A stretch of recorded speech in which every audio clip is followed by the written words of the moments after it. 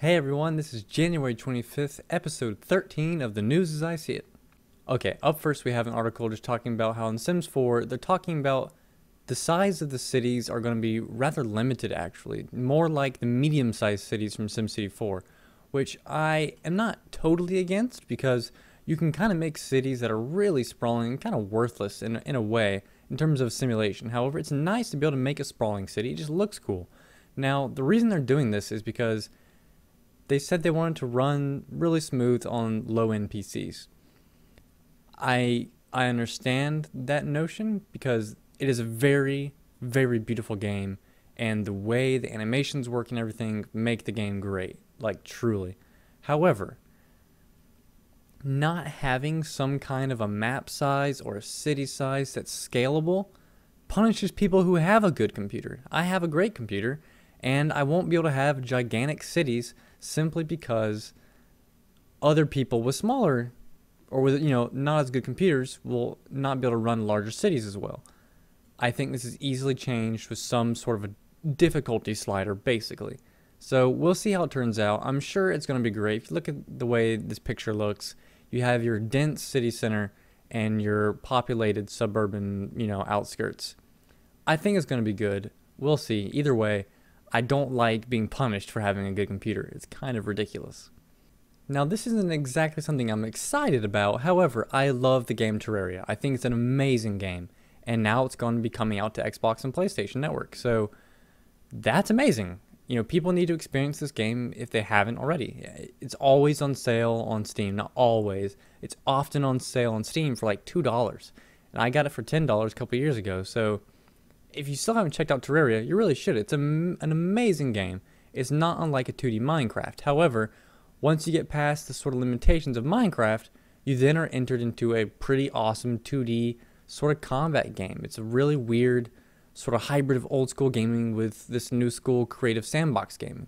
It's awesome, and it's going to be on consoles soon, so you can get it there if that's what you have to do. If you have a computer with any real quality to it, I think a mouse and keyboard is really the way to play it. However, if you don't have a good computer, then wait for consoles. It'll be really amazing.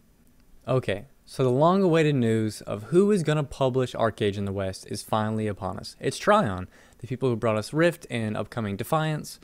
Now, I never really made the connection of how similar Rift actually is to ArcheAge on a kind of paper level, given you can't really go build houses and, change the world. It still has the open class system, the pretty vast world, and it's pretty innovative in terms of what's on the MMO market. So XL Games is going to let Trion publish ArcheAge. That's awesome. I'm excited for this. However, it kind of slashes my hopes and dreams of it being free to play on the Western side of things. They just launched the game in Korea. It is a subscription game.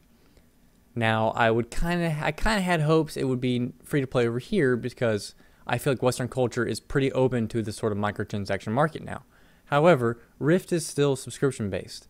And with that in mind and the similarities of the two games, I think obviously that ArcheAge is going to have a subscription here because that's kind of why they would go with Trion. It's a similar enough game, and they've managed to kind of stay afloat with their subscription model. So I don't see that changing. It saddens my heart.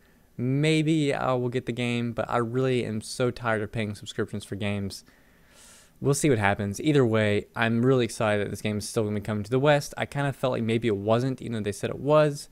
But with them announcing Trion as the developer or the publisher, it's pretty much a sealed deal now. So the majority of all the THQ assets were actually pretty much auctioned off today, or at least the right party was, granted the possibility to buy these assets.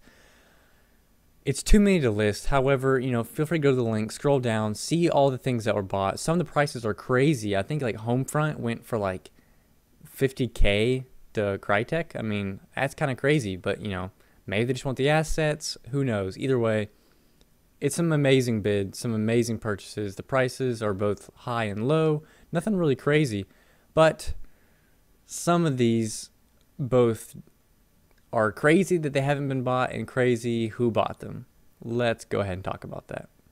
Okay, so Deep Silver, the people who did, the Dead Island bust of the girl who was all torn up that I talked about, I think 2 days ago, they got the rights to Saints Row. It kind of breaks my heart. I was really disappointed by Dead Island. I had really high hopes for it. It seemed like it had a lot of potential, and I still feel like it does have a lot of potential. I haven't played it recently. I doubt they've fixed the whole game, but I don't know. I was really let down by Dead Island, and that, for me, has really shown me that Deep Silver isn't for me. And they got Saints Row. Saints Row 3 was one of the best games I've ever played. It touched me. Hopefully not really touched me with this purple dildo sword, but it touched me. It was an amazing game. The first two were terrible. I still played them because they were kind of fun. The third one was an astonishing, amazing game. And someone who I don't really like now has the rights to it. It upsets me. Either way, maybe they'll pull it off. Maybe it'll be the game they make that I like, and I'll have some respect for them. We'll see. I don't really know about all that. And I think the Saints Row 3 DLC has stopped. However, now that they own it, they might actually make a lot more DLC for it and pump out a bunch of weird stuff, possibly to try and cash cow out. I don't know. I'm not really looking forward to it, but we'll see what happens. Hopefully, I'll eat my words, and then I'll have so much respect for them, and I'll make some amazing Saints Row content. Now, this is an amazing story. Team Pixel has started an Indiegogo to raise $50,000 to buy Homeworld from THQ. I had forgotten THQ even owned Homeworld because they haven't bothered doing anything with it in so long. I have always wanted to play Homeworld. It was one of those games where I would walk through like Best Buy and Circuit City and Kmart and Target, and I would, back when you actually went to the store and looked at PC games, when it was a relevant thing to do, I would look at Homefront every single time, and every time I just went, or Homeworld. I always call it Homefront now that Homefront's out, but Homeworld, sorry. I always look at Homeworld, and I would see these giant ships and the laser trails behind them, and I was like, oh my gosh, I need to play this game. But I never did, and I always regretted it. And when I finally actually went to the store one time to get it, they never had it again. It blew my mind. I just was so frustrated by this. So this company, which is mainly doing Indiegogo and Kickstarter type things and make like iPad games, they want to buy Homeworld, and they want to release it on Steam and Good Old Games, which would be amazing. I would love to buy Homeworld finally on Steam for however much, $10, $5, whatever. Let's make that happen. And then they want to make some sequels, and they want to do stuff with it. That's great.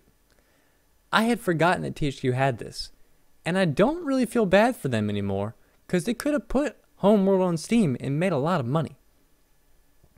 What were you thinking? I don't understand the logic. That could have, I'm not gonna say that could have saved the company, but you could have done that. That could have been a lot of money to help out your employees, man. I don't know, but this is crazy, and I really hope these guys can get it going. I haven't checked on the progress yet, but I might donate some money just so I can try and get it on Steam. We'll see what happens. So speaking of the whole, crowdfunding, Strike Suit Zero. I've never heard of it. I've never seen it, nor paid attention to it. I don't know what it is. I just watched a trailer for it. It looks really awesome. It reminds me of the game Gunmetal, where you can turn from a plane to like a mech and do all kinds of cool combat, but in space. Now, apparently it was a Kickstarter game, and it has had a countdown timer for its release. That was supposed to be on the 24th, but it came out on the 23rd, so that's awesome. And given that these, the news dates, it's probably already, the 25th already? So, sorry, this is the news for the 24th, but hey, it's out. It looks amazing. I think it's on sale, and you should check it out. At least watch the video. It looks really amazing. It looks pretty stunning. I'm going to do a little bit more research to see how many levels there are, exactly what the gameplay sort of campaign or skirmish structure it is, but watch the trailer. The game looks really awesome. Check it out. So if you haven't seen it already, the turret anthem is pretty hilarious. I woke up, it was the first news article on my list. I watched it. It's really funny. It's really well done. It's using the whole source film editor, filmmaker. Yeah, source filmmaker. It's awesome. Check it out. It's really funny. Trying to go out on a little bit of a lighthearted note. No more politics, at least for today. So I will see you guys tomorrow if there's any good news. Today was a lot of great news, and I actually skipped yesterday because there was none. I woke up in the morning, there was none, and went back to sleep because I wasn't feeling well. I woke up to all of this news. It was pretty awesome. So I'll see you guys tomorrow if there's any good news, and if you'd like to, tweet at me any articles you find relevant to @Algol Gaming or @Algol's News, and I'll see you guys tomorrow, and goodbye. Your point.